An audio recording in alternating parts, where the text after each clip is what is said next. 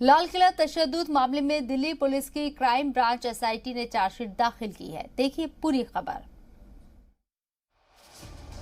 26 जनवरी को लाल किले पर हुए तशद्दुद के मामले की जांच कर रही दिल्ली पुलिस की क्राइम ब्रांच एसआईटी ने चार्जशीट दाखिल कर दी है।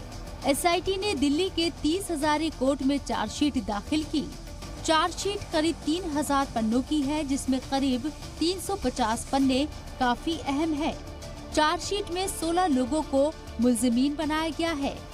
दीप सिद्धू को मामले में अहम मुल्जिम बनाया गया है। जराये के मुताबिक चार्जशीट में मुल्जिमीनों ने किसान लीडरान को जिम्मेदार ठहराया है। मुल्जिमीन ने कहा है कि लीडरान के भाषण से मुतासिर होकर उन्होंने ऐसा कदम उठाया था। चार्जशीट में सबसे अहम सबूत मुल्जिमीन की mobile location, CCTV footage, mobile video, social media पर किए गए लाइव जगहों और जख्मी पुलिस एहलकारों के बयान को हिस्सा बनाया गया है।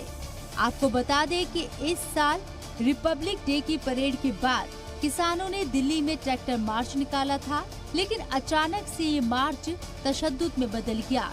बाद में पुलिस और एहतजाजियों के बीच झड़प भी हो गई थी। ब्यूरो रिपोर्ट, जी मीडिया।